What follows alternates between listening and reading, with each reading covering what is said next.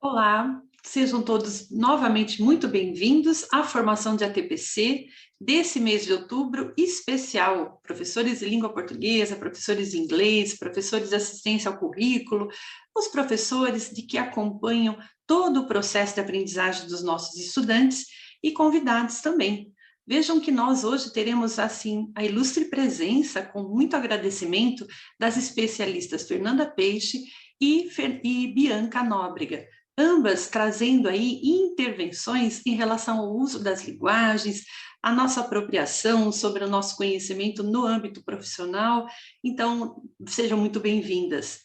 E agora eu peço licença a vocês para compartilhar a nossa formação. Lembrando que a nossa formação, ela está também sendo disponibilizada no espaço para, de forma atemporal, vocês também assistirem e se interarem sobre os temas que a DE, Diretoria de Ensino de Sorocaba, está desenvolvendo. Inicialmente, então, vamos à fala da nossa dirigente, que é sempre importante rever as orientações quanto ao aspecto da cidadania. Vamos lá. Olá, prezada comunidade escolar, nossa equipe de profissionais da educação da Diretoria de Ensino de Sorocaba tem um recado para você. A educação é um direito humano e a escola é a garantia desse direito.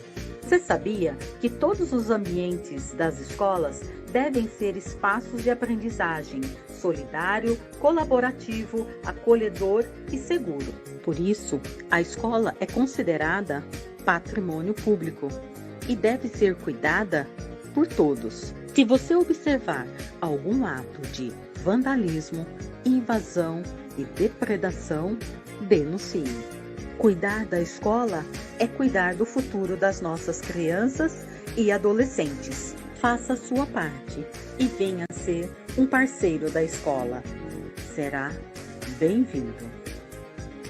Com certeza, nós estaremos juntos no atendimento nosso espaço de formação, respeito ao espaço físico e ao espaço de interação entre as pessoas, que é tão importante quando nós pensamos nas habilidades socioemocionais. Obrigada, Rosenilda. Vamos passando, então, para os nossos objetivos. São muitos, viu, pessoal? Mas todos são tão importantes. Espero que vocês realmente tenham propriedade sobre tudo que vem a ser dito aqui dentro da formação, como também trazendo aí no chat as suas experiências interacional, o que vocês poderiam comentar a respeito dos temas, como retratando também as suas experiências dialogadas com o tema que nós vamos desenvolver aqui. Então, vamos lá, pessoal. Apresentar os professores participantes da Olimpíada de Língua Portuguesa, da DE de Sorocaba, e seus valorosos depoimentos no tratamento dos temas apresentados junto aos estudantes. Nós temos aí uma surpresa para vocês. Envolver os gêneros textuais desenvolvidos pelos professores e estudantes na Olimpíada de Língua Portuguesa DE. Então, nós aí vamos retratar algumas experiências desenvolvidas em gravações, em vídeos, como também em textos escritos. Homenagear os profissionais envolvidos no projeto Histórias Inspiradoras. E nós trazemos também um parabéns a todos na representatividade dos professores que vão aí aparecer em seus depoimentos. Informar sobre o simulado de língua portuguesa e matemática da Diretoria de Ensino de Sorocaba, pessoal. Vem aí o simulado, fechando para que depois os estudantes sintam-se familiarizados com as estruturas das provas das avaliações SAEB e SARESP. Também vamos orientar sobre a importância do trabalho em equipe, e aí a Fernanda Peixe vem trazer com propriedade o tema, trazendo também a importância do papel do professor na mediação do conhecimento. Também possibilitar a compreensão dos fatores que envolvem a mediação na relação professor-aluno, como também sobre como oferecer critérios e parâmetros para uma ação mediadora consciente. Então, aí é o tema da Fernanda. envolver análises de diferentes especialistas da linguagem, com foco no tratamento das linguagens aplicadas no ensino de língua portuguesa e língua inglesa. Nós trazemos também aqui a fala da Bianca Nóbrega, a especialista, mestre na área de linguagens, e ela vai trazer também estudos importantes em relação aos autores, posicionamentos, aplicada à comunicação cotidiana e profissional. Então, a Bianca aí também seja muito bem-vinda. E aqui eu vou mudando a fotinho, eu estou aqui com vocês na interação e na mediação, PCNP Márcia Lucena, sejam bem-vindos, vamos nós juntos aqui. E aí uma mudança, pessoal, mas não vai mudar muito não, só vai mudar o nome. Nós temos aqui o PCNP Fabiano, nosso estimado professor Fabiano Proença, que agora ele está na área de tecnologia. Está como PCNP de tecnologia, mas não vamos esquecer não, ele estará na tecnologia dialogando também com língua portuguesa e inglês nas formações e será sempre muito bem-vindo, tá, pessoal? Ele não vai abandonar a gente não. E agora nós contamos com a presença da professora Camila Ferraz, que entrou essa semana como PCNP de língua portuguesa. Camila, seja muito bem-vinda, uma especialista muito competente, que vem aí com certeza trazer significados no nosso conhecimento aí do estudo de áreas, de linguagens. Inicialmente, pessoal, então nós temos o projeto Histórias Inspiradoras, que já foi lançado. Nós sabemos que a valorização do protagonismo do professor se destaca nesse meio do projeto, e com certeza trazendo intervenções e benefícios à nossa comunidade, pensando aí na comunidade de uma maneira ampla, chegando até as pessoas que estão ao redor da escola, os comerciantes, os pais, estudantes, pessoas que realmente querem fazer uma intervenção positiva, trazer o seu melhor para transformar o melhor. E nós vamos conhecer aí os nossos protagonistas daqui a pouquinho, pessoal. Pensando que esse concurso já foi lançado, só para a gente colocar o cronograma, finalizou-se do dia 30/9, e nós pedimos para encaminhar todas as histórias para o LP Sorocaba, né, pessoal? Então, nesse momento, eu passo a palavra aos nossos protagonistas de histórias inspiradoras. Com certeza, são muito importantes.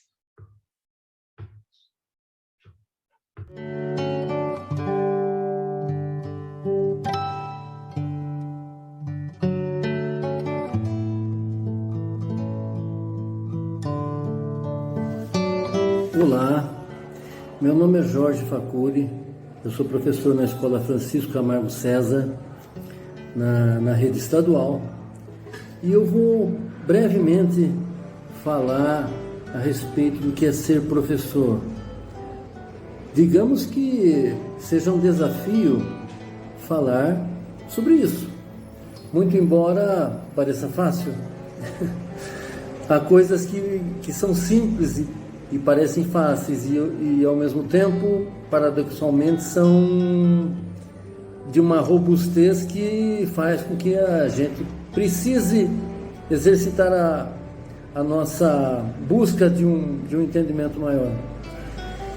Mas, se nós fôssemos, digamos que, buscar uma definição dicionarista, nós teríamos uma forma objetiva do que é ser professor. Mas se formos por uma linha mais subjetiva e temos clareza sobre isso, que as experiências humanas são para lá de subjetivas, então temos que o professor ele é uma experiência em curso, junto com todos que estão com ele, todos que estão ao seu lado. É uma experiência. E por que dizemos isso? Porque somos todos almas, corpos prenhes de emoções e em constante busca de entendimento sobre nós mesmos e os outros. E dentro desse contexto todo, exercitamos o campo do conhecimento. Então, estamos aqui trabalhando com o conhecimento.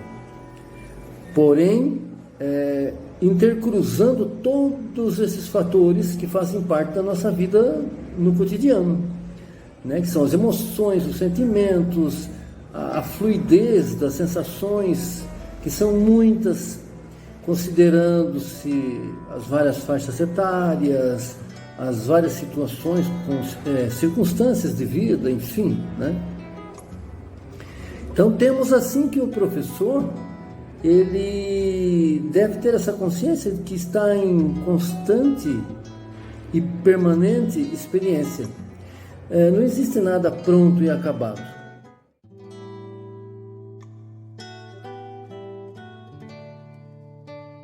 Bem, eu gostaria de compartilhar com vocês, através desse pequeno vídeo, como é a importância de um professor na vida de um aluno, assim como foi um professor na minha vida. A princípio, quando eu regressei ao supletivo, eu tinha inúmeras dificuldades no aprendizado.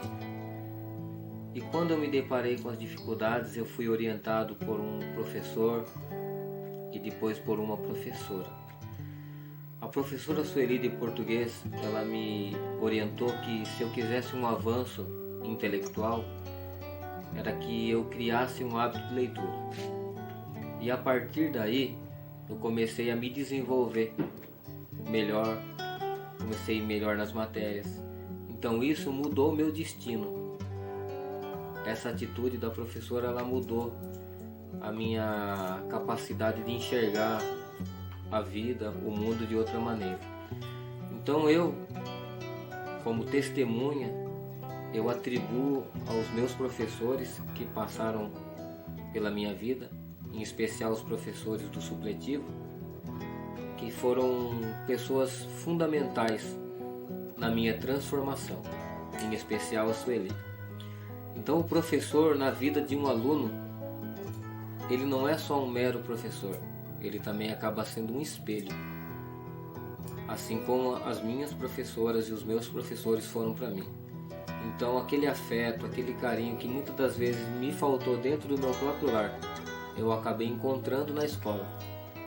Então esse carinho, essa atenção, essa disponibilidade do professor acabou com que eu abraçasse a ideia.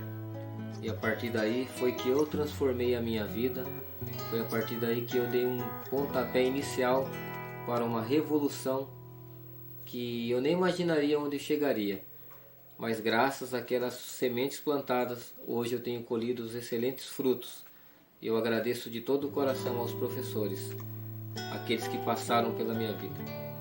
Eu deixo aqui o meu breve comentário, em especial à professora Sueli. Muito obrigado.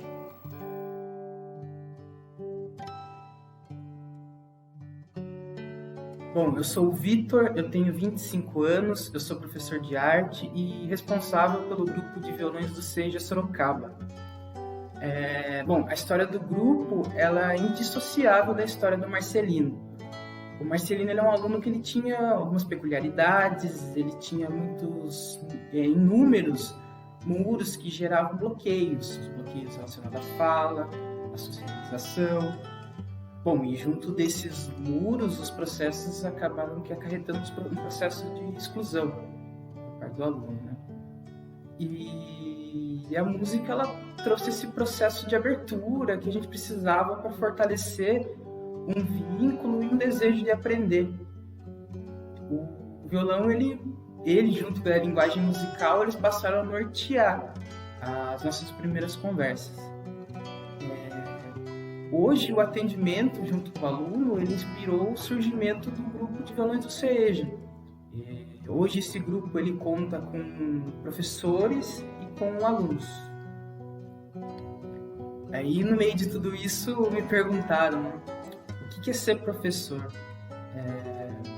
Eu não queria falar assim, sobre uma missão, sobre um sonho, uma profissão bastante complicada. Eu queria retomar uma analogia. Se vocês me permitirem, eu vou ler. Somos anões carregados nos ombros de gigantes. Assim vemos mais, e vemos mais longe do que eles. Não porque nossa visão seja mais aguda ou nossa estatura mais elevada, mas porque eles nos carregam no alto e nos levantam acima de sua altura gigantesca. Eu penso que o professor, ele é aquele que está ali do lado, sabe? Ajudando todo mundo a encontrar o seu gigante e torcendo e exercitando os músculos para que ele suba sozinho, né, até a imensa altura dos seus ombros. Eu espero que isso ajude.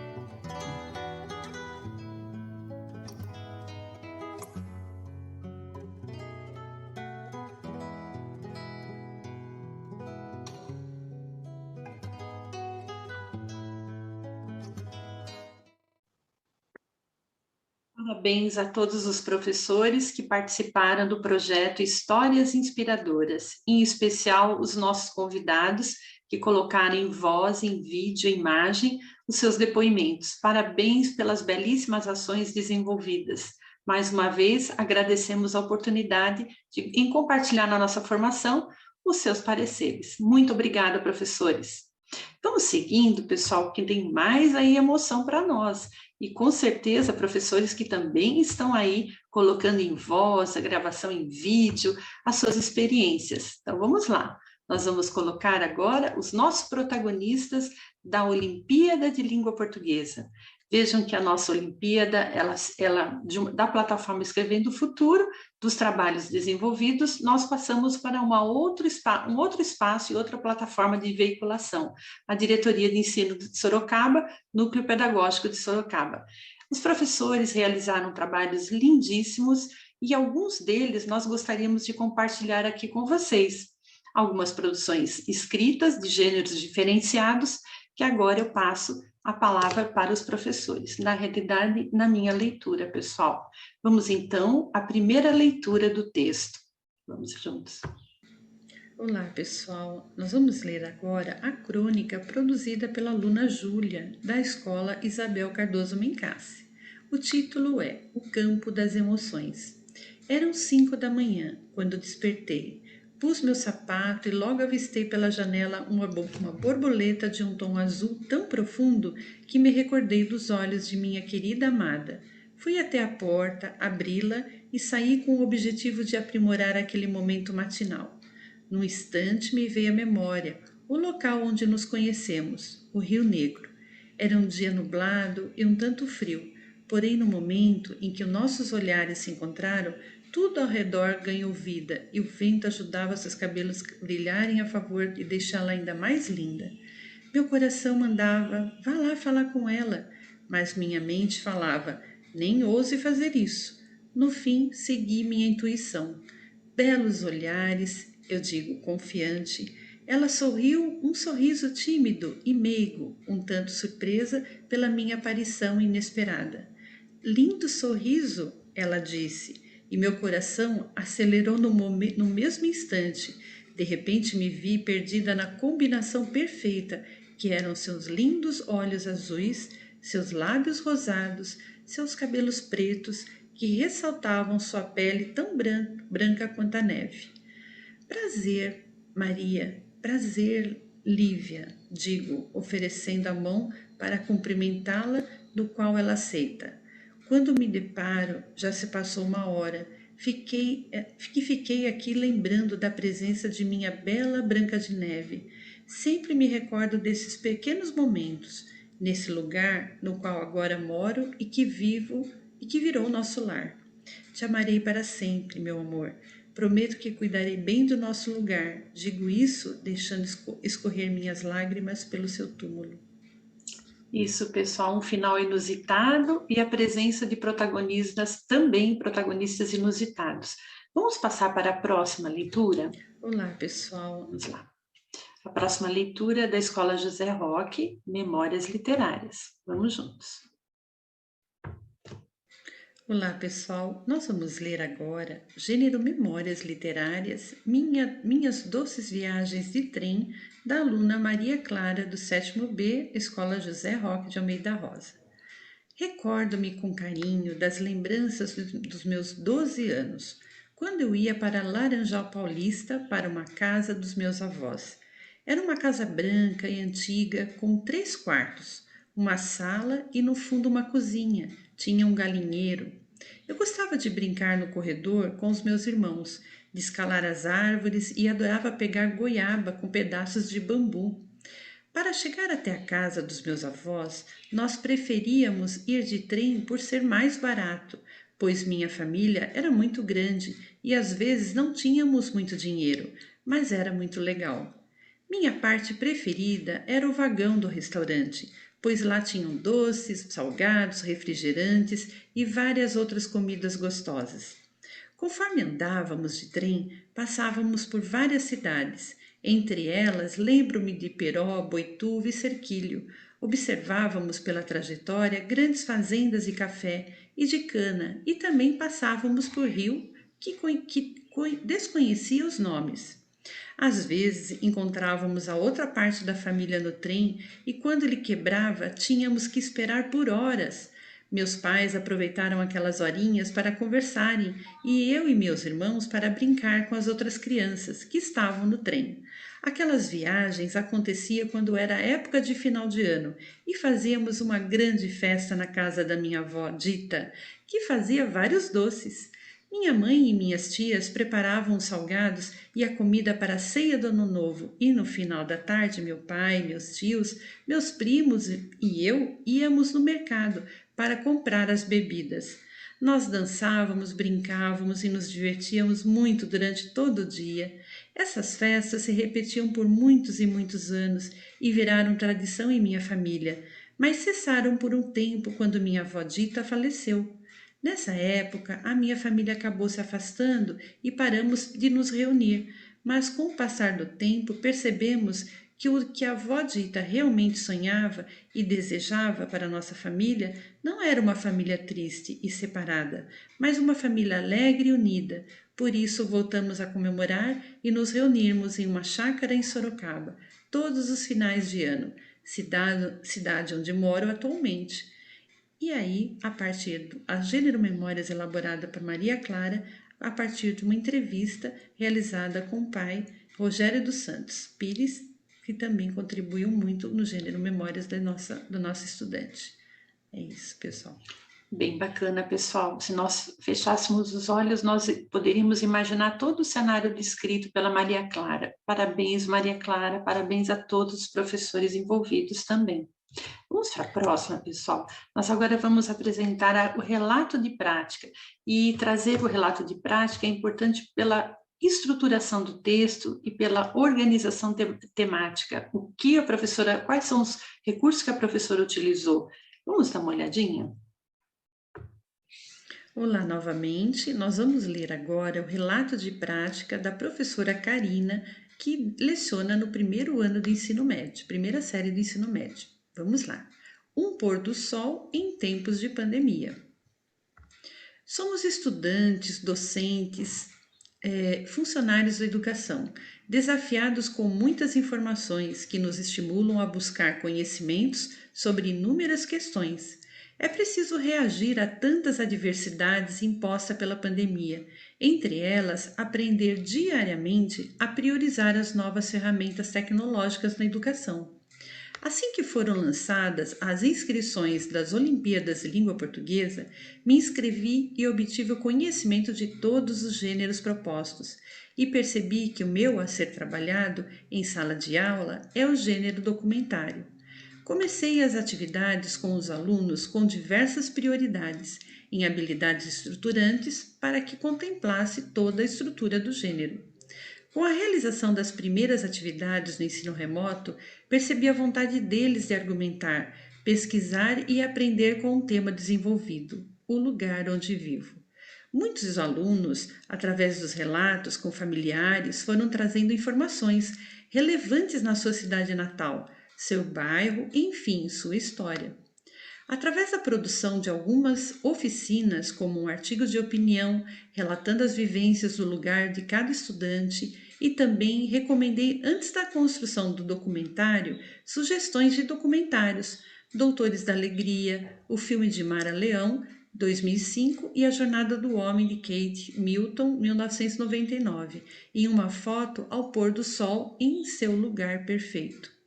Em seguida, fui ensinando cada etapa necessária para a produção do documentário, que é constituída em etapas, que englobam determinadas atitudes antes, durante e depois das filmagens. Antes das filmagens, fui pesquisar sobre o tema definido, elaborar um pré-roteiro, especificando as cenas, depoimentos, relatos necessários e agendar as filmagens. Durante as filmagens do documentário, estabeleci a eles gravar as cenas, entrevistas e depoimentos, de acordo com o roteiro estabelecido.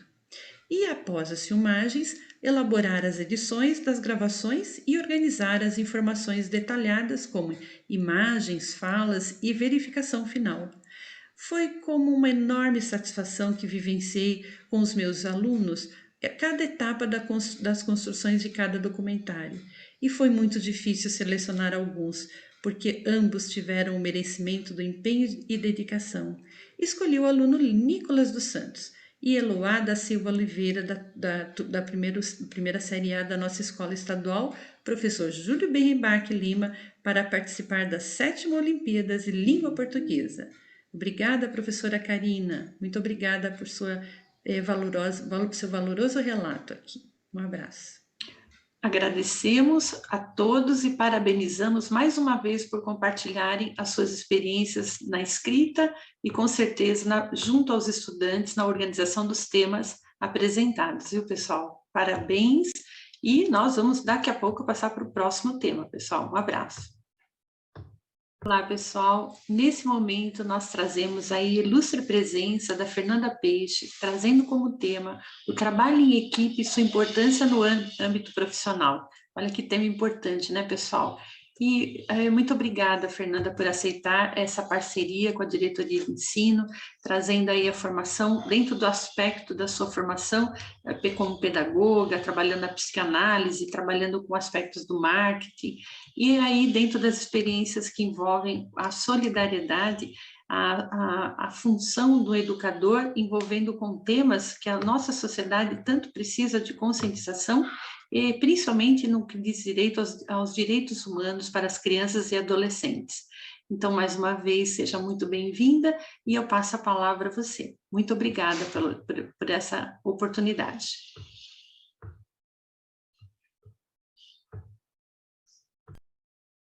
Olá, professores, educadores da Rede Estadual de Sorocaba. É com grande alegria que eu recebi o convite da nossa querida Márcia Lucena para estar aqui nessa manhã com vocês. Espero que o objetivo seja atingido, tá bom? Vamos lá, vamos começar, vou compartilhar minha tela. Espera um minutinho que a gente vai compartilhar a tela. E vamos dar sequência aí nos nossos trabalhos. Só um segundinho, tem um erro aqui, gente. Aí. Vamos lá, então. Eu vou fazer um convite para vocês hoje. E o meu convite é: vamos vencer, né? Eu posso ganhar, mas junto nós podemos vencer. E depois vocês vão entender durante o nosso bate-papo. Eu quero muito que vocês interajam aí no nosso chat, tá bom? Então vai ser tá passando isso no YouTube e vocês vão compartilhando no chat. E na hora que estiver passando no chat, eu vou estar lá no YouTube, no chat, observando e acompanhando o comentário de vocês, tá bom? Então, primeira interação que eu quero do dia. Como vocês estão se sentindo agora? Então, conta para mim. Estão com fome? Estão com sono? Estão com cansaço? Estão preocupados? Coloca uma palavra aí no chat, o que vocês estão se sentindo agora. A primeira palavra que vier na cabeça. Pode ser sono, ansiedade, alegria, tristeza, o que você estiver pensando, tá bom? Vamos lá. Todo mundo escrevendo. Vou me apresentar, meu nome é Fernanda Peixe, olha que interessante, o meu nome, meu sobrenome, o meu signo é Peixe. Eu sou cristã, sou empresária, empreendedora e sou voluntária. Sou mãe da Juju, da Gigi e da Luna, que é uma filhinha de pata, sou esposa do professor Eugênio, acredito que vocês já devem ter o conhecido, que ele já esteve na diretoria de ensino também aqui com vocês. Minha formação eu sou pedagoga, psicanalista e formada em marketing. tá bom? Sou cidadã sorocabana com muito orgulho, agora estou impossível, tem uma placa bem grande lá no meu escritório, gente, quem que me aguenta com aquela placa?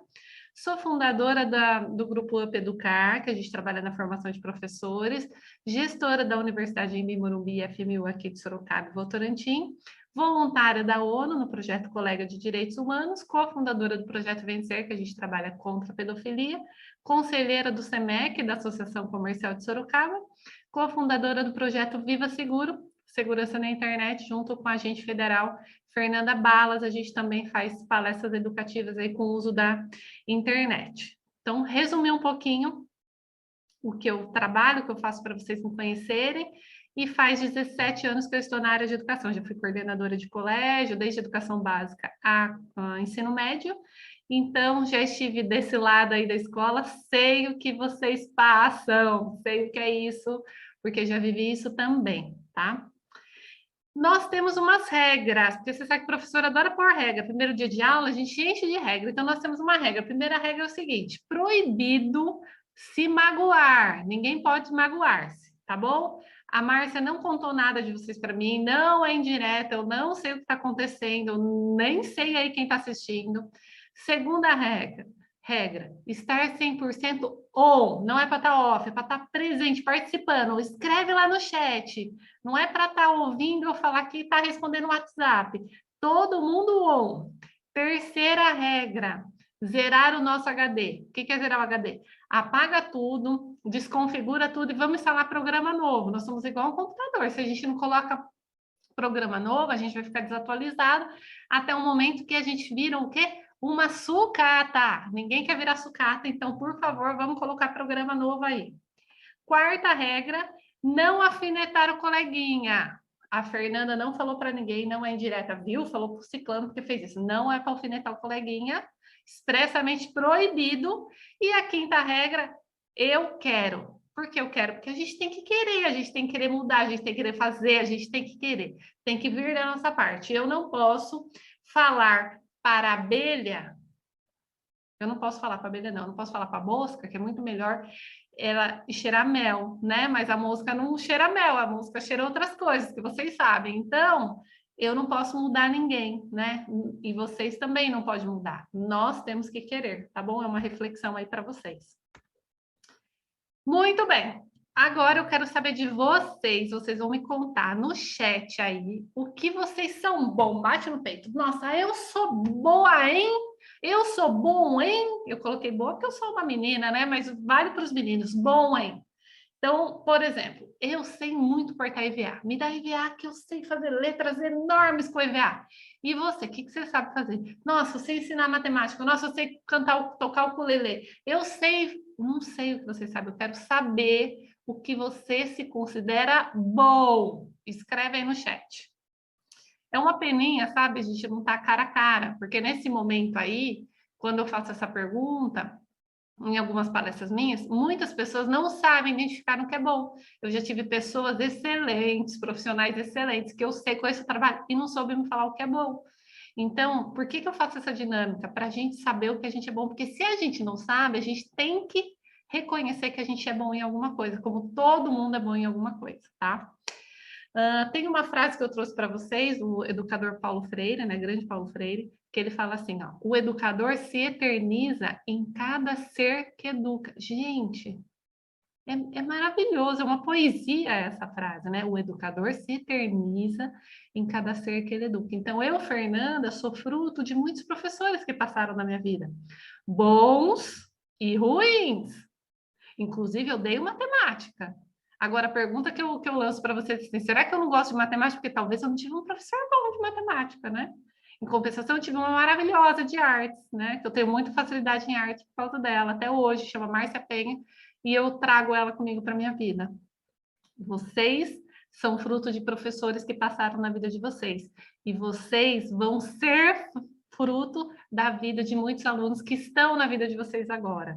Se eu tivesse agora na frente de vocês e perguntassem, conta para mim uma matéria que você gosta, escreve aqui no chat. Uma matéria que você gosta, matemática, português, história, escreve aí.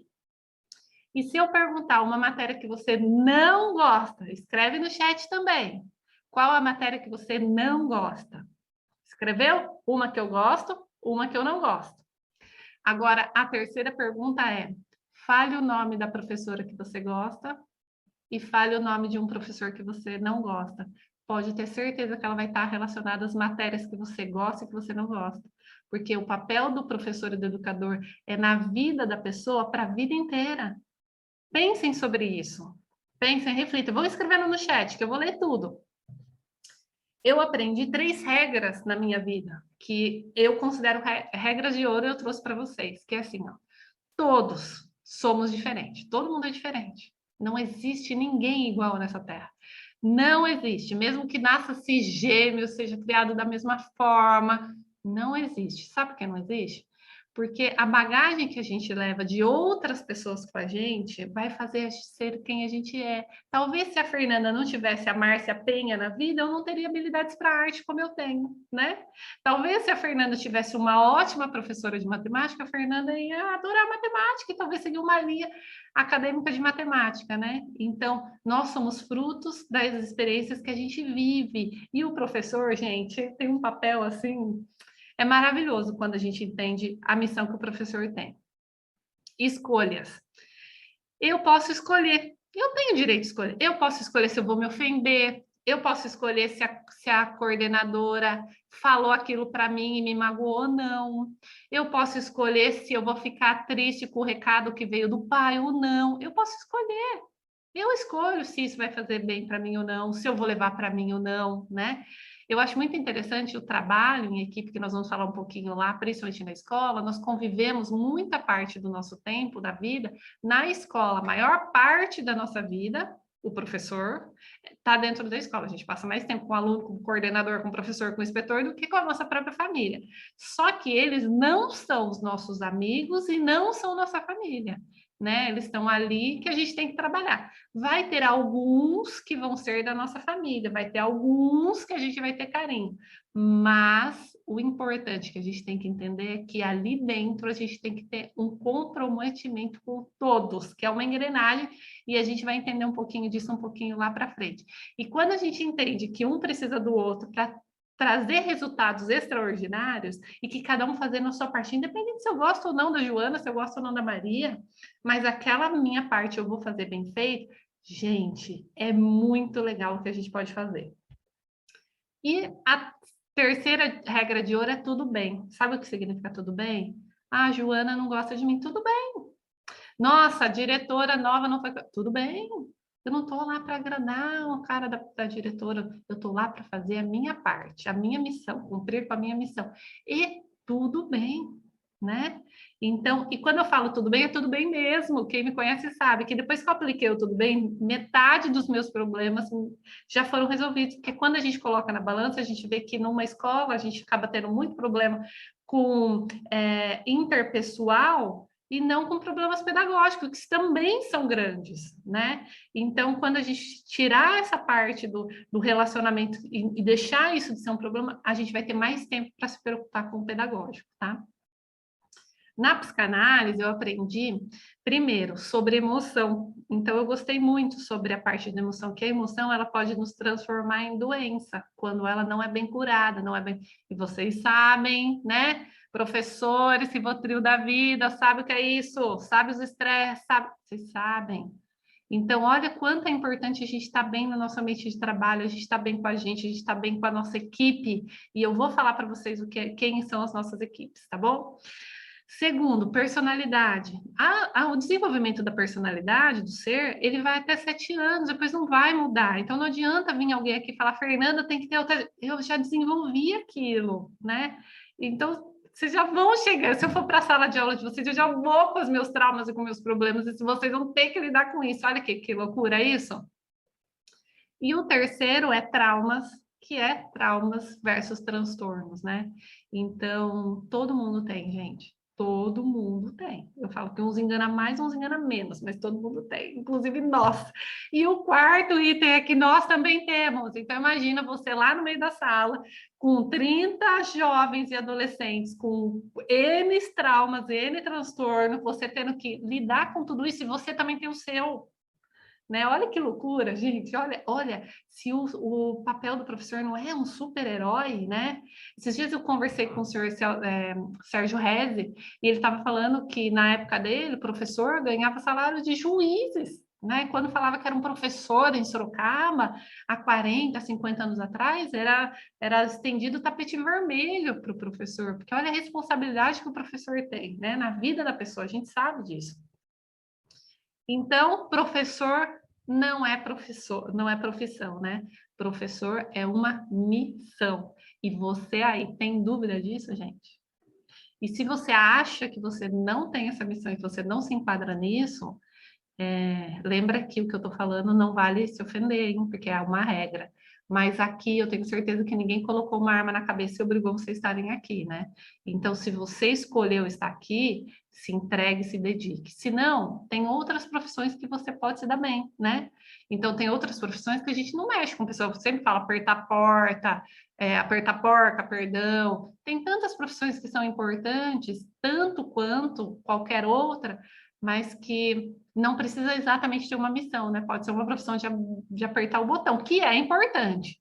Mas se você não se vê como uma missão, como você entende que a educação, você tem uma responsabilidade social, então, gente, repense. Repense porque você vai sofrer, seus alunos vão sofrer, as pessoas que estão na sua volta vão sofrer, porque você vai causar traumas em muita gente e em você também, tá? Então, repensem sobre isso. Então, olha que legal, aqui dentro desse planeta aqui, tem uma cidade, e essa cidade chama Sorocaba, e dentro dessa cidade de Sorocaba tem alguns professores do estado, e essas pessoas são vocês que estão aí do outro lado da tela, né? Quantos professores nós temos em Sorocaba? Muitos, né? Muita gente. E, gente, é muita gente. Imagina isso, se a gente pensar, então, a nível do mundo. Quantos professores tem no mundo? É muita gente diferente, é muita gente com opiniões diferentes, é muita gente que não entendeu o que é a missão do professor ainda, né? Mas eu sei que vocês entenderam, e por isso que vocês estão aqui, tá? Então, ó, junto, nós somos mais fortes. Eu gosto dessa imagem que eu coloco a tela do computador, porque nós somos, para formar uma imagem, precisa de muitos mini pixels, né, imagens. Eu não entendo disso, mas a gente precisa de vários para formar uma grande. Então, eu sempre penso isso na educação e na transformação do ser humano, que a gente passa por muitos professores na nossa vida para a gente ser quem a gente é, tá? Eu fiz uma pesquisa rápida aqui e é o seguinte, vamos pensar em equipe agora. Então, se a gente pensar numa equipe, tem dentro de uma equipe, vamos pensar, cada um pensa na sua equipe. Quem que é a sua equipe? Então, coloca aí na cabeça de vocês. Visualiza isso. Seus alunos, sua coordenadora, seu diretor, o inspetor, a tia da limpeza, porque se a sala não estiver limpa, você não dá aula, né? Então, todo mundo, o banheiro limpo não é importante, porque você está trabalhando, precisa usar o banheiro. Então, todo mundo que está dentro da escola, ali, do seu trabalho, faz parte da sua equipe. E principalmente o aluno, porque às vezes a gente tira ele da nossa equipe, a gente pensa que nós temos uma equipe que é a parte administrativa e pedagógica do colégio, mas sem os alunos a gente não tem equipe, porque sem o aluno não precisa de equipe pedagógica, né? Então a gente tem que entender que ele faz parte dessa nossa equipe. Então vamos pensar que dentro dessa equipe tem pessoa que quer ganhar, tem pessoa que tanto faz. Ah, tanto faz. Então tem gente que quer ganhar. Por que quer ganhar? Quer ganhar uma vitória imediata, ganhar um presente, que pode ser, o ganhar, a palavra ganhar, que é um verbo, ela pode ser tanto financeiro quanto social, né? E ganhar, quando a gente fala no sentido social, por exemplo, eu ganhei o título de cidadã sorocabana, eu ganhei de alguém me deu esse título, né?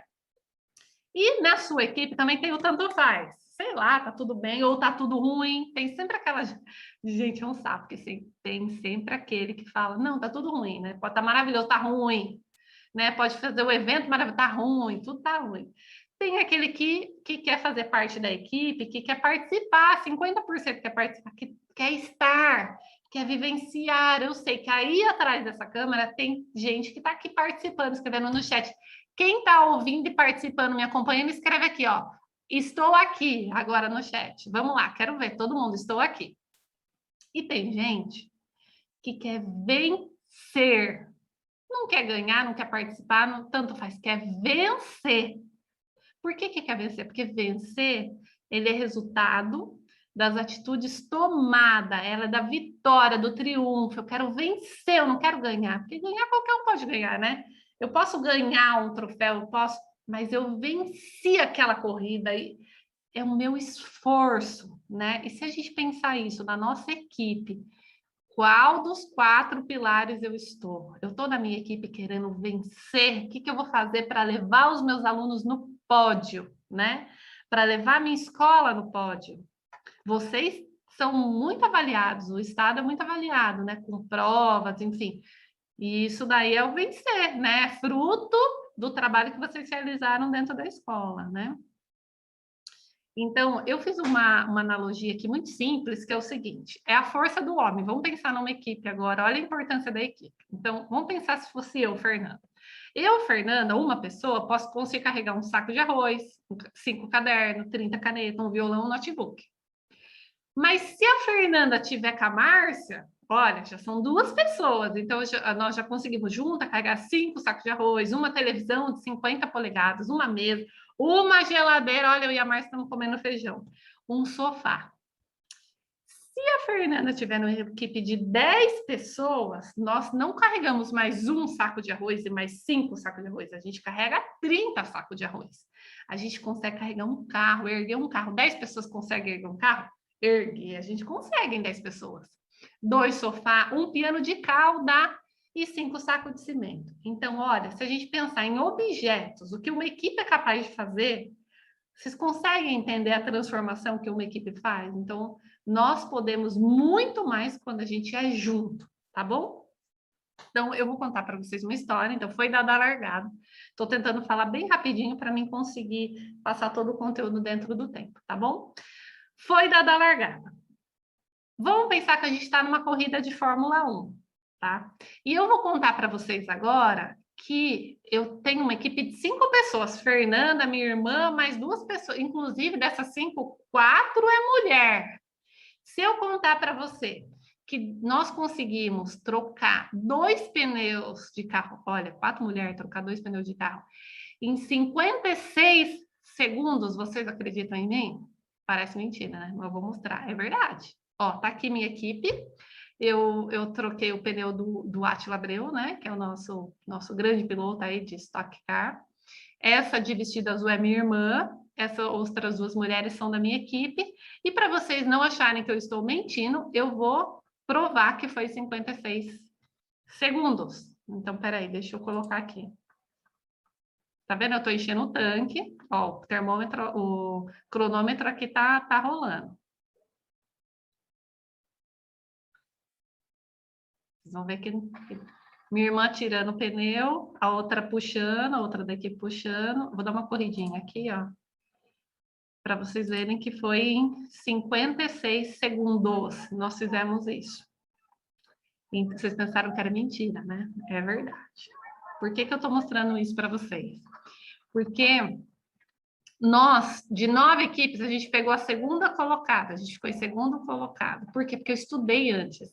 Enquanto todo mundo estava lá trocando pneu, eu estava estudando, eu via o que tinha que fazer, o que tinha que apertar, qual era a posição que tinha que ficar. Então, eu estudei a estratégia, fiz minha equipe estudar a estratégia. Falava para minha irmã, vê como que você tem que apertar, já fica agachado na posição. Então, eu ficava ali na estratégia de tudo. Só que daí, gente, olha só, eu cheguei em casa e eu achei que foi ótimo o meu tempo, mas eu não fiquei em primeiro lugar. E depois eu vou contar para vocês por quê. E eu cheguei em casa e fui assistir um pit stop da Ferrari. Eu vou pôr para vocês verem. Peraí. Vamos lá. Vamos ver se vai passar. Reparem que demora mais para abrir o vídeo do que de fato para mostrar. Calma aí. Tecnologia sim. Vamos ver se por aqui vai. Do slide atual. Vamos ver. Tá indo. Repare quantos segundos a Ferrari faz o pit stop dela. Nós trocamos 2 pneus, eles trocam 4. Reparem. Olha, vai ver no posicionamento da equipe. A equipe tá vendo, o carro não chegou ainda. O carro vai chegar. Da hora que o carro para até a hora que o carro sai, Contem quanto que dá, vocês vão ficar impressionados. Peraí que tá demorando para o carro vir. Calma. Olha, reparem eles ansiosos, chacoalhando. O carro chegou. O carro chegou, trocou, foi. Olha isso. A Ferrari, ela faz em 2 segundos essa troca de pneu. Eu fiz em 56 e achei que estava arrasando. Mas o que eu quero contar para vocês é o seguinte, que na minha equipe lá, sabe por que eu não ganhei o primeiro lugar? Porque eu errei um detalhe. Eu coloquei a porca na segunda vez que a gente foi para a final, eu coloquei a porca ao contrário. E eu atrapalhei a minha equipe. Por causa de um erro meu, a gente ficou em segundo lugar. Não ficamos em primeiro. E segundo lugar nunca é primeiro, tá, gente? A gente acaba se contentando como consolação, mas nunca é primeiro, né? Então, eu trouxe para vocês o seguinte, um outro pit stop, que agora eu estou viciada nos pit stops, é muito legal. Começa a exigir no YouTube, que vocês vão ficar impressionados. Um pit stop também da Ferrari, que ela estava ganhando em segundo lugar, o carro vem vindo lá atrás, ele já fez o pit stop, e olha o que aconteceu, o piloto, a pessoa que estava com a placa, deu a placa que ele podia sair, mas quando ele saiu, ele não tinha desconectado ainda o tanque de gasolina, então ele perdeu a corrida. Por quê? Porque foi um erro também de alguém. Então, o que eu quero falar para vocês é o seguinte, a equipe da Fernanda fez em 56, da Williams fez em 5 segundos, mas perdeu porque estava com o tanque. Da Ferrari em 2. E o professor, ele tem 50 minutos para fazer um pit stop, sabe o que é isso? Para trabalhar a equipe dele, para trocar todos os pneus, para os alunos ficar afiados, ele tem 50 minutos. E eu tenho certeza que tem dia que 50 minutos é muito produtivo, mas tem dia que não. E você pode ver que isso depende muito do seu papel também, né? Quando você prepara essa aula, você está bem, você vai lá, você empenha, você envolve, você fez uma atividade que você envolveu os alunos, que você acolheu, aquilo produz. E eu tenho certeza que vocês conseguem chegar em primeiro lugar e nunca ficam em segundo quando vocês se dedicam para isso. E lembre-se sempre que os alunos, eles são frutos do que você plantou neles, né? E eu respeito muito, professora, eu tenho um carinho, uma admiração muito, eu acho vocês muito guerreiros, porque não é fácil ficar 50 minutos com um aluno, principalmente adolescente, eu sei como é, você precisa conquistar ele, né, ele tem vários, agora nesse momento de pandemia, vocês são heróis, entendeu? Porque eles já estão vindo, eu sei, eu tenho adolescente em casa, eles estão tendo crise de ansiedade, estão tendo várias situações. Então, eu tiro o meu chapéu para vocês. E eu sei que você aí, que está me ouvindo agora, você vai fazer o melhor pit stop nesses 50 minutos. Você não vai deixar o tanque sair para fora, você não vai deixar a roda, porque você vai fazer acontecer e você vai ter o pódio disso, tá? Então, ó, junto, nós somos mais fortes. Eu gosto muito dessa frase, que eu tinha uma diretora, quando eu era coordenadora de um colégio, ela sempre falava, juntos somos mais fortes. Mas juntos nós podemos realizar coisas extraordinárias. Então, lembra que a gente, em 10 pessoas, consegue carregar um piano de cauda. Pensa na sua escola inteira, quando você juntar isso, o que vocês vão ser capazes de fazer, aonde vocês querem chegar, porque se eu não sei para onde eu quero ir, qualquer lugar me basta, né? A gente já ouviu isso em algum lugar ali atrás. Então, aonde eu quero que os meus alunos cheguem? Eu fui esses dias visitar uma escola, Cirilo, a diretora Sandra, é fantástico o trabalho que ela faz. Eles fazem um trabalho para o aluno e na USP, eles tiveram 60 inscrição no último vestibular, de alunos estaduais concorrendo à USP, gente, que talvez é algo que aquele aluno nunca ia pensar, nunca ia desejar, nunca... Mas a professora de português faz um trabalho maravilhoso e essa diretora fantástica e está encaminhando esses alunos para o pódio. E é isso que nós esperamos de vocês, né? A gente sabe do potencial que vocês têm. Então, eu gostaria de encerrar com a pergunta agora. E você agora? Como você está se sentindo? Me conta em uma palavra. Qual é a primeira palavra que vem na sua cabeça? Escreve aí no chat que eu quero ler. Né? Eu quero ler e eu vou estar aí comentando junto com vocês, tá bom? Eu gostaria de falar que eu tenho certeza que muitas palavras já não são a mesma quando a gente começou. Eu sei porque eu já fiz essa dinâmica das palavras. E eu sei que muitas palavras mudam e mudam para o melhor. Então, se nós somos capazes de um bate-papo de 20 minutos transformar o pensamento e o sentimento, imagina você no ano inteiro, nesse 200 dias letivo que vocês têm aí na vida desses alunos, dessas crianças, desses adolescentes, que muitas vezes ele só vai ter você para falar, vamos lá, você é capaz, vamos, eu acredito em você, porque nem os pais deles vão fazer isso por eles, tá? Então, eu sei que vocês podem mudar e transformar as vidas. Eu gosto muito de contar a história do Marcos Pontes, nosso astronauta, que hoje é ministro. Ele era um menino pobre de Bauru, veio de uma escola estadual e conseguiu ser astronauta. Impossível, né? Impossível, quase impossível. Mas não é impossível para aquele que acredita, e ele teve uma mãe e uma professora que incentivaram ele, tá? Então, eu gostaria de deixar meu muito obrigado, meu parabéns para a semana do Dia do Professor, vocês guerreiros, vocês que transformam vidas. Através da educação, a gente pode mudar a realidade de muitas pessoas. Você mudou de um aluno, você muda da família dele inteiro. Então, contem comigo, um grande abraço, me localizem lá nas redes sociais, sempre a gente está postando algum tema de educação também, qualquer dúvida eu estou à disposição. Márcia, diretoria de ensino, muito obrigada pelo convite.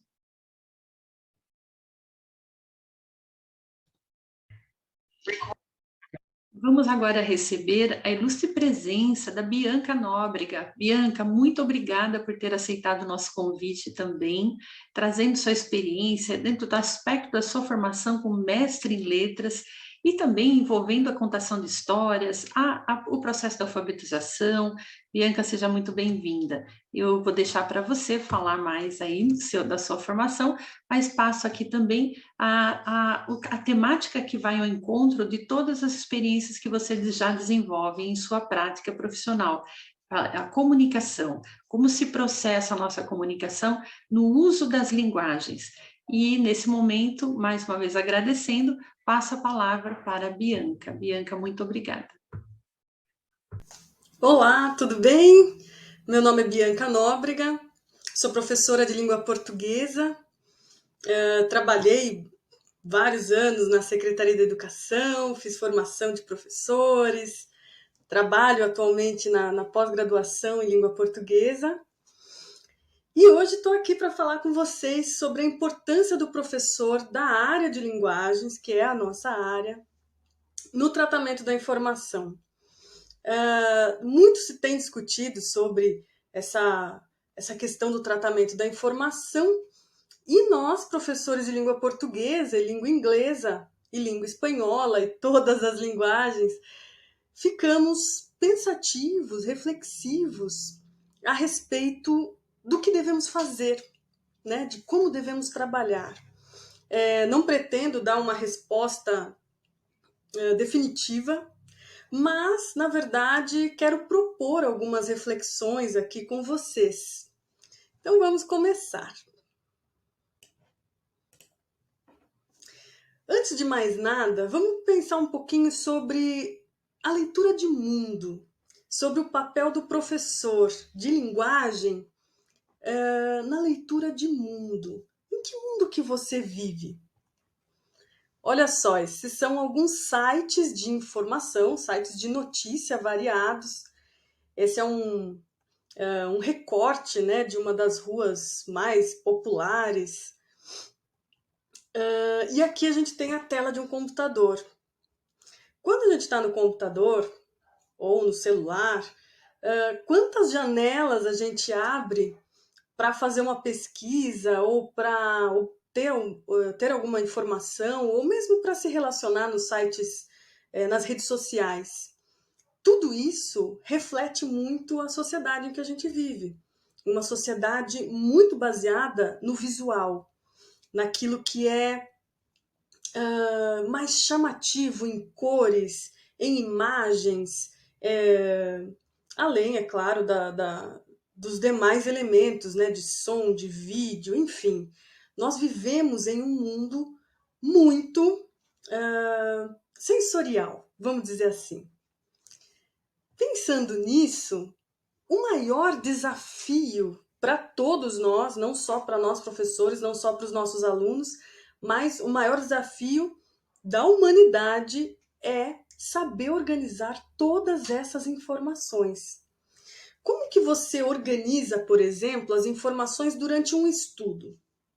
Então vamos pensar, por exemplo, que você vai amanhã dar uma aula sobre um determinado tema. Como é que você organiza as informações para esse estudo? Ou melhor, vamos pensar você como estudante. Você está fazendo um curso determinado e tem um texto para você ler, um vídeo para você assistir. Como é que você organiza as informações para você estudar aquele assunto? Eu, particularmente, mas isso sou eu, Bianca, eu costumo anotar muitas coisas. Se eu pego um texto, eu anoto, puxo setinha, grifo, faço, enfim, balãozinho, mas é a minha forma de estudar, foi a forma que eu aprendi, que eu me dou melhor. Às vezes eu até me lembro da página que eu estudei e lembro dos balãozinhos que eu fiz, por exemplo. Mas eu conheço muitos alunos que têm outras estratégias, né? Que gostam de colocar post-it, tem outros que gostam de fazer desenho, colar cartaz, enfim, cada um aprende de uma forma, não é? E como é que a gente aprende a forma que a gente aprende? Outra questão para a gente começar pensando, como saber o que é relevante para uma determinada pesquisa? Vamos imaginar você ainda como estudante, você está fazendo um determinado curso e você precisa apresentar um seminário. Você vai pesquisar sobre aquele assunto. Como é que você sabe o que é realmente relevante na pesquisa que você está desenvolvendo? Isso é organizar informações. Isso é saber lidar com esse mundo repleto de informações. Qualquer tema que você vá pesquisar na internet, você vai encontrar vídeo, podcast, texto escrito, fóruns de discussão, você vai encontrar esse assunto nas redes sociais, às vezes trabalhado de forma mais profunda, às vezes não, às vezes de forma superficial, mas tudo é informação que você precisa organizar. E o papel do professor de língua portuguesa, e na verdade de todas as matérias, é ajudar o aluno a entender como é que se estuda, como é que organiza esse mundo repleto de informações. Vamos continuar pensando um pouquinho mais. Quando a gente fala de tratamento da informação, a gente está falando de uma expectativa em relação ao aluno. Espera-se que o aluno desenvolva habilidades relacionadas à coleta e à organização de dados que lhe permitem resolver variados problemas da vida comum. Então, se ele pegar diversas informações, que ele saiba organizar essas informações em uma tabela, em um gráfico, em uma planilha. Coisas que para a gente já é até comum, não é? Nós fazemos tabelas de relatórios, tabelas de habilidades alcançadas ou não, fazemos planilhas com as notas. Há quem goste, há quem não goste, mas ainda que eu não goste, eu tenho que ser capaz de interpretar, capaz de ler essas tabelas, esses gráficos, essas planilhas, e ser capaz de fazer, né? Porque facilita muito a vida. É uma estratégia de comunicação também. Por isso que ela não está inserida exclusivamente na área de matemática, de física, enfim. Não, ela é um recurso de comunicação para todo mundo. Né? Ela não a informação, organizar a informação, tratar a informação, não é um recurso de uma única disciplina. É um recurso de comunicação para todo mundo, não é? Vamos pensar um pouquinho mais sobre isso. E o papel do professor de linguagens nisso tudo? O estudo das práticas de linguagem nas diversas esferas da comunicação humana, levando em consideração as mais variadas situações. Essa é a máxima, né, que está em todos os documentos, né, seja federal, estadual, municipal, para a área de linguagem. Especificamente as áreas de português e inglês, nós trabalhamos com situações de comunicação. Então, observar uma situação de comunicação e saber como produzir textos dentro daquela determinada situação. Então, por exemplo, eu li um livro, assisti um filme, uma série, e eu quero falar dessa série, eu quero colocar nas minhas redes sociais o que eu achei. É uma situação de comunicação bastante comum entre os jovens, né? Eles assistem as séries e aí eles querem comentar. Existe uma estrutura para isso, existe uma ferramenta de comunicação para isso, que é a resenha. Existem resenhas longas, daquelas que a gente encontra na revista Cult, por exemplo. Não é o caso do que os nossos alunos querem escrever nas redes sociais. Mesmo a gente quer escrever de forma mais direta, né, nas redes sociais, porque a situação de comunicação das redes sociais é muito diferente da situação de comunicação da revista Cult, por exemplo. Mas mesmo assim, a estrutura da resenha é muito parecida, né? A maneira como a gente vai produzir o texto é diferente, mas a estrutura é a mesma, que é falar qual é a série que você viu, falar um pouco sobre a história e dar a sua opinião. Não é assim? Então, veja só, se a gente analisa a situação, a gente consegue encontrar o gênero textual mais adequado. Se eu quero, por exemplo, comprei um produto, quero reclamar desse produto porque ele não cumpriu com as funções que ele prometia. Que recurso que eu tenho? Eu posso entrar no site do lugar onde eu comprei, né, o produto, e posso deixar um recado lá dizendo, olha, não gostei, vou deixar uma estrelinha só. Tem essa questão das estrelinhas, né? Vou deixar uma estrelinha só porque faltou isso. Ou você pode mandar um e-mail de reclamação. Ou você pode ligar, será? No serviço de atendimento ao cliente, será que a gente ainda faz isso? Às vezes quando é produto telefônico e tal, a gente até liga, né? Mas é mais raro.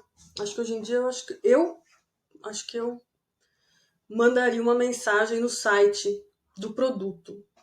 Mas, enfim, né? Tem muitos recursos, muitas formas. Mas ainda que eu mande mensagem, que eu coloque uma estrelinha só, que eu escreva na rede social, né?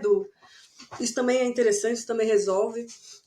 Reclamando do produto, ou que eu mande um e-mail, ou que eu ligue, também tem uma estrutura. Né? Eu tenho que deixar muito claro onde que eu comprei, quando que eu comprei, se ele está...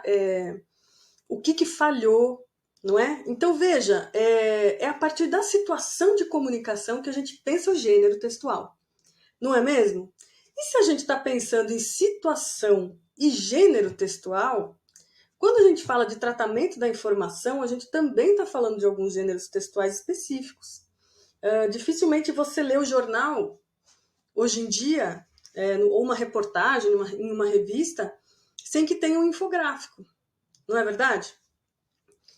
Vamos pensar então um pouquinho mais sobre esse gênero. Aqui eu coloquei um gênero... Aliás, aqui eu coloquei para vocês um infográfico que ele é gigantão, né? Ele na verdade, é de um site, e aí o site inteiro você vai baixando esse infográfico.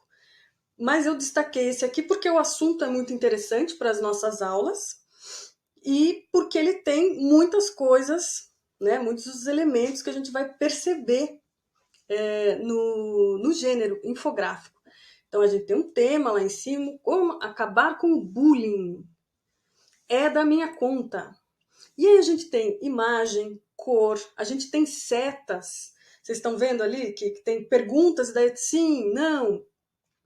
Aconteceu isso com você, aconteceu isso com um amigo, enfim, balões, palavras, números, ícones. Tudo isso é informação. E é informação do mesmo nível das palavras. Quer dizer, elas comunicam tanto quanto palavras, todos esses elementos.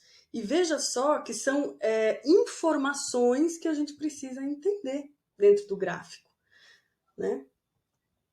Olha só, peguei aqui, só destaquei um pedacinho dele para a gente pensar um pouco mais. E você, está sendo alvo do bullying? Pode estar praticando? Viu alguém sofrendo? E daí tem aí as setinhas que vão indicar aonde que você vai ler. Você viu alguém sofrendo? Não fique em silêncio. Aí você viu alguém sofrendo, e daí onde que você tem uma setinha lá embaixo que vai dizer o que você pode fazer. Veja os sinais, não se culpe. Então, veja, é uma indicação de como que você vai ler essas imagens. Né? Essa setinha é um guia e não está escrito assim, em primeiro lugar, em segundo lugar, em terceiro lugar. Tem setas, né?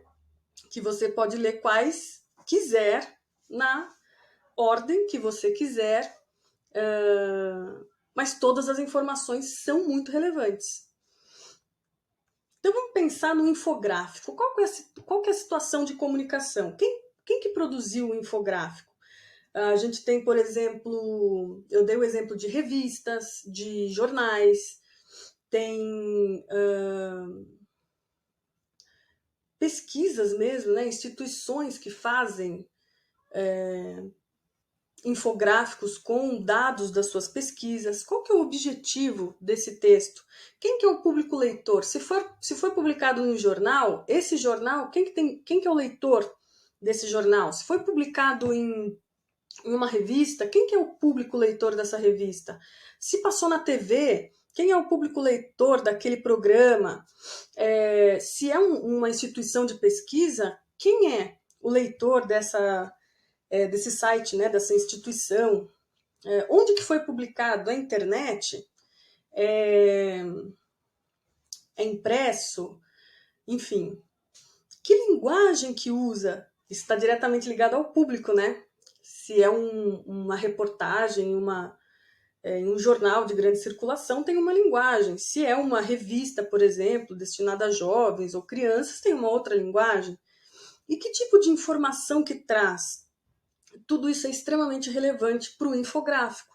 Isso o caracteriza como um gênero textual, e sendo um gênero textual muito veiculado na sociedade em que nós temos, que preza muito pela imagem, pela cor, né, por esses ícones de comunicação, é preciso que a gente estude e que a gente pense sobre ele.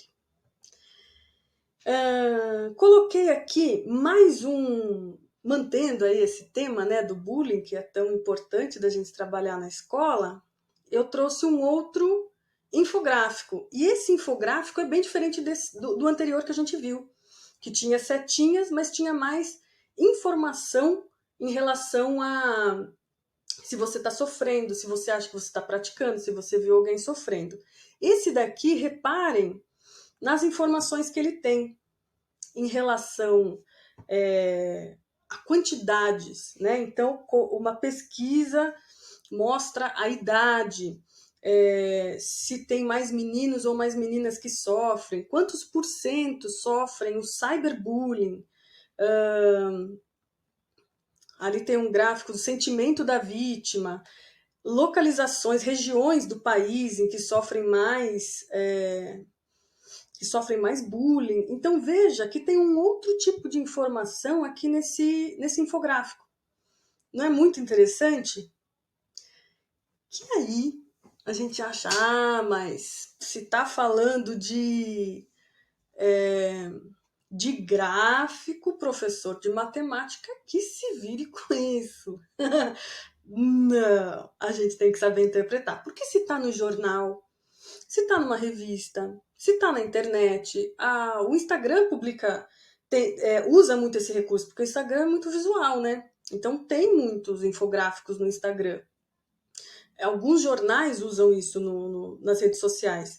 Então a gente tem que saber interpretar. E saber interpretar é da nossa profissão. A comunicação é o nosso instrumento de trabalho. Então, saber interpretar por quê Vamos pensar um pouquinho na região aqui, né? Na região do país. Olha só, tem a bolinha e os pontilhados para todos, né? Para indicar a localização, a região e a porcentagem. Mas veja que cada um tem um tamanho. Isso indica o quê? Grau, né, maior ou menor de bullying em cada região. Isso é uma interpretação. Foi feito só para ficar bonito, assim, para ficar uma escadinha, um degradê? Não. É informação que precisa ser compreendida. Olha esse aqui, por exemplo, em relação ao cyberbullying. Esse tipo de demonstração da informação, 60%, 57%, olha só a diferença dos 60 para os 57%, 29%, 37%. Então, assim, tem uma informação aí que é de imagem, né, que vai além das palavras. Né? E isso é fundamental da gente interpretar, da gente saber interpretar. Vamos continuar aqui com a nossa reflexão. Eu trouxe aqui vários exemplos de infográfico que são interessantes de trabalhar com os alunos. Essa daqui foi publicada na Super Interessante. Olha que em relação a desperdício de comida. É interessante, né? Porque se a gente pensar no mapa da fome ou no quanto no quanto se tem aumentado, né, o número de pessoas em situação de extrema pobreza e fome, a gente pensar nesse desperdício aí é uma discussão muito boa, né? Muito bacana de fazer com os alunos. E aí, esse infográfico tem um outro tipo de representação. Olha só, aqui, ele são pessoas, olha só, com uma imagem também vai dizer muito, não apenas em quantidade, mas também na representação dessa quantidade. Aqui são pessoinhas. E aqui, níveis de cores, que também é uma forma de informar a informação, né? De trazer os dados, de informar os dados. Não é interessante assim as diversas maneiras de se tratar a informação, de se representar a informação?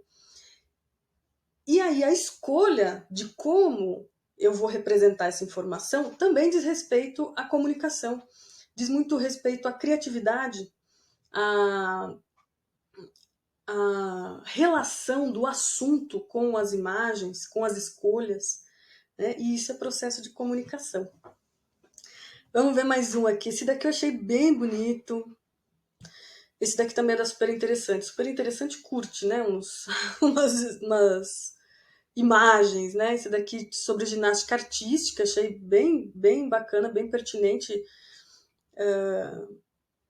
para trabalhar com os alunos. Esse aqui é muito legal também, porque é uma outra forma de representação de informações. Esse daqui são os fatos do Twitter, né? Dentro de uma escala de tempo, dentro de uma linha temporal, na verdade, né? Os assuntos mais relevantes para cada época. Isso é uma coisa muito bacana de trabalhar com os alunos, né? Criar essa linha do tempo, de repente, num determinado tema para argumentação ou para narrativas. Né? Essa linha do tempo é interessante para planejamento de escrita. Né? Esse daqui eu achei muito bonito também, quadrinhos no cinema. Olha a quantidade de informação que tem esse infográfico. Provavelmente, pessoas mais jovens têm uma relação melhor com esse mundo de informações, assim, tudo junto, né? Para mim, é visualmente bonito, mas para eu caçar informação aí não é fácil, não. Mas isso diz respeito também à minha idade.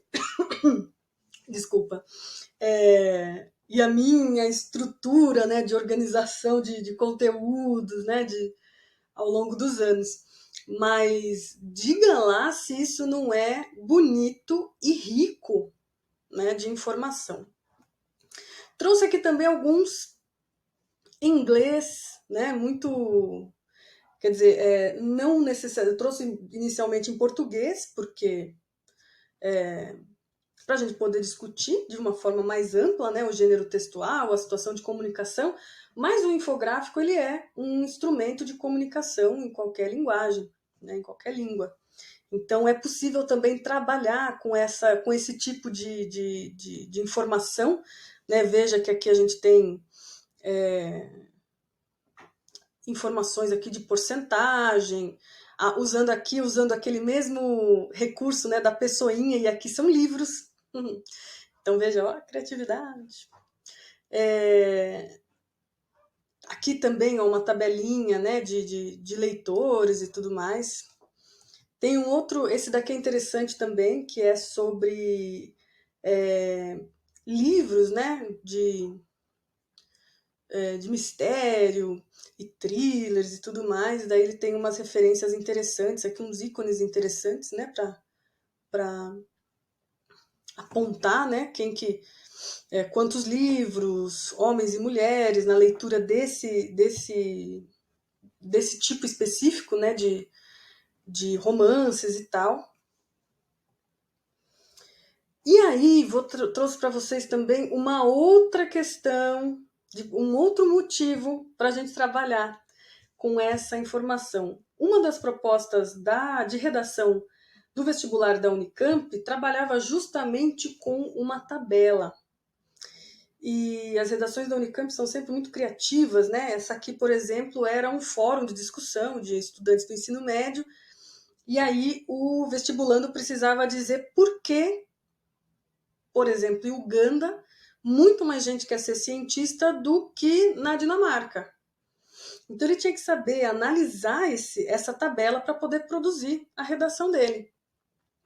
Outro exemplo foi o Enem de 2020, que trouxe também como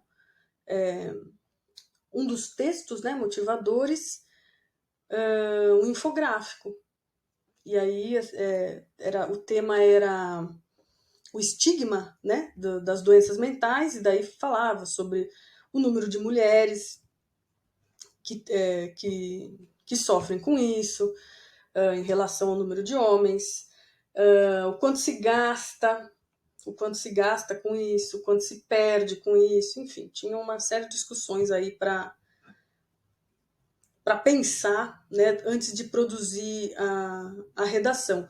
Mas entender e interpretar essas informações, né, era fundamental para produzir a redação. Sem saber interpretar esses dados, ficaria muito difícil de produzir uma redação a contento.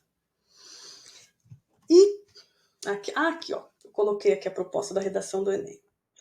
Então, qual que é a importância do professor na área de linguagem no tratamento de informação? Ora, ler, interpretar, produzir, analisar, refletir, comparar, mais do que isso, saber utilizar esses recursos de comunicação, como tabela, gráfico, enfim, saber construir e saber transformar. Essa é a função, a nossa rica função na área de comunicação. Utilizar os recursos de comunicação para dizer o que queremos dizer. E sermos capazes de interpretar o que estão tentando nos dizer. Essa é a minha contribuição de hoje. Agradeço muitíssimo a atenção de todos vocês. Agradeço muito o convite, né, das queridas da Oficina Pedagógica. E estou à disposição. Um grande abraço para todos vocês.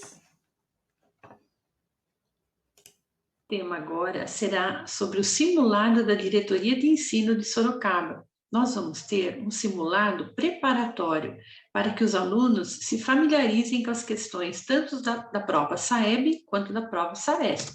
Vamos dar uma olhadinha que saiu no boletim da Diretoria de Ensino de Sorocaba.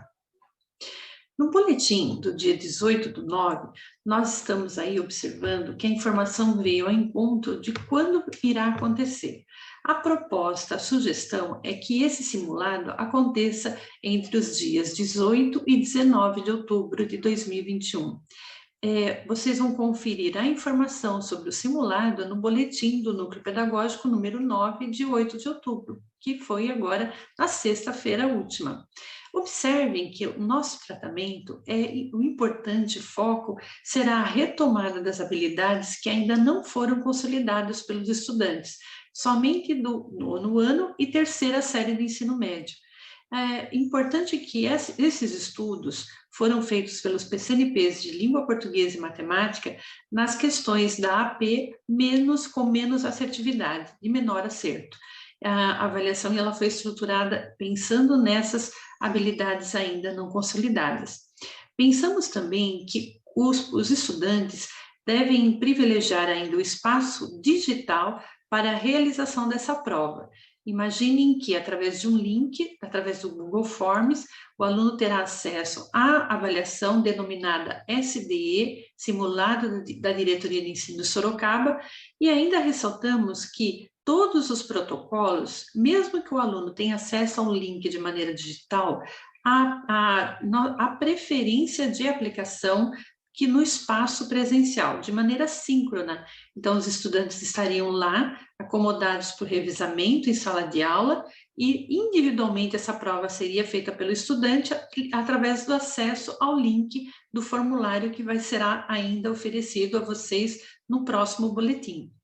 Essa aplicação, então, sugerimos também a importância do tempo, o tempo para que o estudante leia, reflita sobre as questões e consigam aí fazer as resoluções de problemas, principalmente pensando na matemática, né, pessoal? Então, nós pedimos que vocês selecionem aulas sequenciais, aulas duplas, favorecendo aí um tempo maior para que o estudante pense sobre as questões propostas.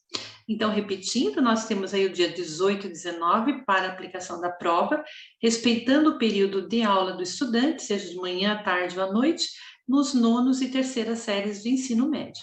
E no próximo boletim, iremos encaminhar o link de acesso à avaliação, como também após o gabarito, propondo aí a resolução dos problemas que nós colocamos nas situações do simulado. É isso, pessoal. Muito obrigada, viu? Pessoal, agora nós vamos fazer uma singela homenagem aos professores nesse mês tão especial do Dia dos Professores. Vocês observarão em vídeo os protagonistas da Olimpíada de Língua Portuguesa, que vem aí também na voz do PCNP Adalberto, na criatividade de todo o vídeo, da organização didática do vídeo, exaltando aí todos os professores na representação da diretoria de ensino. Passo a palavra agora aos professores.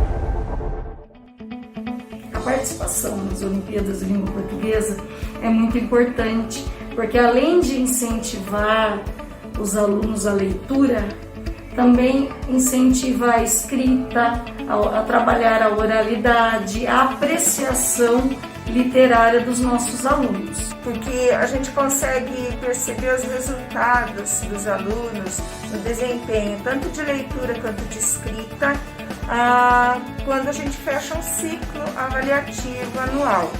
Então, os resultados no desempenho desses alunos são fantásticos, tanto na questão da argumentação, da formulação de tese, na identificação dos vários gêneros textuais. Então, a Olimpíada ela agrega um valor enorme, trazendo as sequências didáticas que são ricamente trabalhadas pelos professores na sala de aula. Seria a melhoria da leitura, escrita e o engajamento dos alunos, a promoção do protagonismo, né? Essa promoção no ensino-aprendizagem, isso ajuda bastante há muito envolvimento dos alunos. Participar dessas Olimpíadas, para mim, tanto para os meus alunos, é assim, o material é muito rico, né? Os gêneros literários aí bem diferenciados, diversificados. Eu acho que amplia muito o conhecimento na sala, aquela questão das dinâmicas, né? Então isso, eu acho que assim, agregou muito nas minhas aulas. E é isso, gente. Eu gostei muito de participar e vou sempre estar participando com os meus alunos. A importância também deles se ver novamente dentro da escola, depois de um ano de pandemia, né? Onde o contato deles tinha sido tão pequeno com a gente. Então, o ganho de tudo isso foi novamente ter o aluno tendo contato com os textos. Eu trabalhei o gênero crônica e foi muito gratificante ver que o aluno ainda tinha, né, aquela vontade de participar, a vontade de aprender e a vontade de produzir.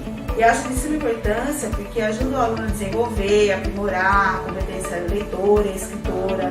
Eles conhecem vários gêneros textuais, né? A leitura também é importante. E nós trabalhamos também, né, semanalmente com temas de redação, né? Trabalhamos vestibulares, né? Estou falando pelo ensino médio, mas também ensino fundamental também trabalha da mesma forma. Foi muito importante esse trabalho, porque nós trabalhamos com o gênero textual Memórias, onde nós podemos resgatar a história de vida desse aluno, da sua família e principalmente do lugar onde ele vive.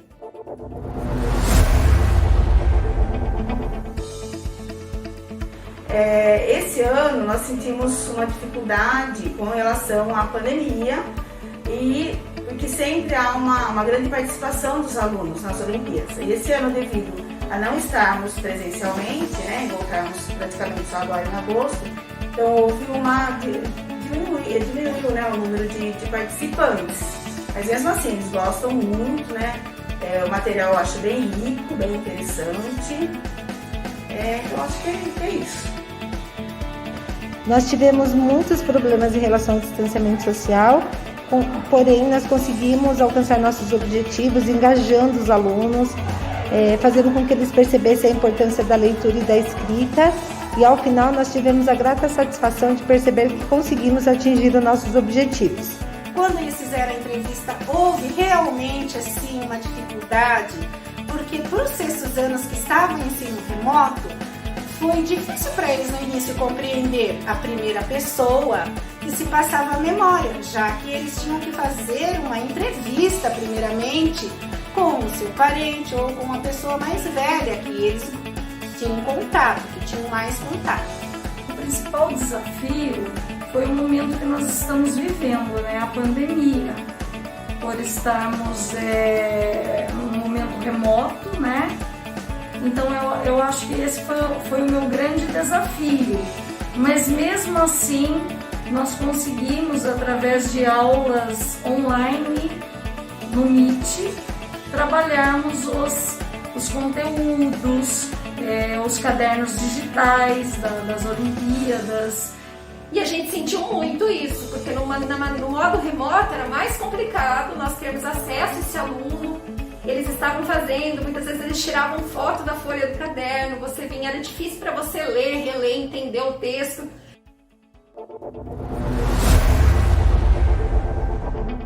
Trabalhamos memória, então foi muito significativo porque eu pude aprender com eles também, resgatei as memórias e os alunos também ficaram bem satisfeitos porque resgataram a memória dos pais, dos avós, então foi um trabalho muito bacana, foi muito gratificante mesmo. E escolhemos um subtema, né? Já que o tema era o lugar onde vivo, a gente escolheu inicialmente uma foto de um pôr do sol para estimular a participação. E aí a gente teve muita devolutiva, eles colocaram, né, que queriam participar e a gente focou nesse gênero e até ao final a gente acompanhou a produção, cada etapa, e foi muito gratificante porque recebemos bastante vídeos, né, e eles gostaram de participar e nós também. Eu achei muito interessante que além de todo esse incentivo à leitura aos nossos alunos e à escrita, também a formação dos professores. E o envolvimento, né? O saldo positivo é esse envolvimento do aluno com o professor, com a escola, em produzir, em procurar aprender, né? Você ter o professor sempre unido com esse aluno, auxiliando, preparando, né? Corrigindo, e vendo essa troca, foi muito bom a gente ter participado e ter concluído essa etapa na nossa escola. Muito obrigada. Eles conseguiram enviar as atividades, fazer as etapas também do gênero para o comentário, faziam as edições, então teve uma participação muito importante para nós e gratificante. Se empenharam mesmo. Eu falei para eles sobre o gênero, né, que era um gênero assim, tanto da parte do cinema, que a construção ficava assim de acordo com a realidade dos fatos, né, da qualidade. Então a construção foi assim aos poucos, né, essas edições do trabalho, mas ficaram trabalhos maravilhosos. O trabalho que nós tivemos uma melhor devolutiva foi quando nós tivemos o retorno dos alunos, né, no modo presencial. E nós podemos ter um contato direto com o aluno, fazendo adequações ao texto, fazendo reescritas, e a cada reescrita era um sucesso para aquele aluno e para nós também, né? Você vê o texto do aluno sair do rascunho e melhorando a cada etapa, eu acho que é o que deixa o professor de português, uma professora escrita, mais feliz, com certeza aí, né? Você vê o avanço do aluno, você está acompanhando. O que nós percebemos aqui? Nós temos muitos talentos, né? E esses talentos, eles até afloraram com relação ao trabalhar com gênero, né? Principalmente no documentário, onde eles puderam vivenciar, né, através do gênero, o seu projeto de vida.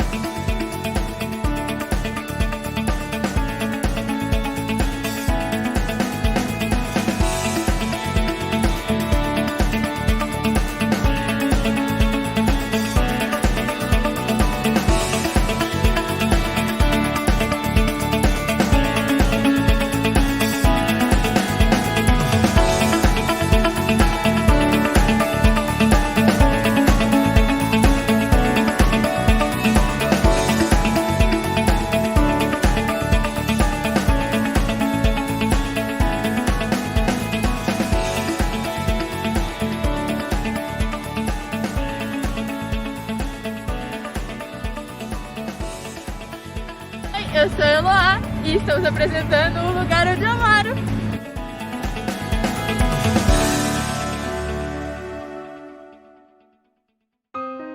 Me conta que eu te conto. A história dos meus avós. Tudo começou em 1975, quando eles se conheceram. Minha avó trabalhava numa loja no Brás e meu avô era carteiro. Aí começa uma história de vida. Eles se namoraram, ficaram noivos e casaram em 1977. E em 1979 nasce a primeira filha, a Juliana. E depois de 7 anos nasce mais um filho, o Salvador. Depois de 2 anos nasce a última filha, a Sara. Ficaram com 3 filhos, uma família feliz e saudável. Aí começa uma história de filhos. Juliana é formada em magistério, Salvador administrativo, Sara em jornalismo. Juliana casou e teve uma filha, que se chama Laura, e a alegria da nossa casa. Salvador casou e teve um filho, o Guilherme. A alegria da nossa casa também. Sara ainda é solteira, todos bons filhos, todos estudaram em escola pública do estado de São Paulo. Hoje meus avós são aposentados depois de 35 anos de serviço. Eles moram na cidade de Guarulhos e a minha filha, neta e genro moram em Sorocaba. E somos uma família muito feliz. Amamos os nossos filhos, os nossos netos, nora e genro. Uma família muito feliz, de amor um com o outro e respeito ao próximo. Nossa história não termina, ela continua enquanto vivermos.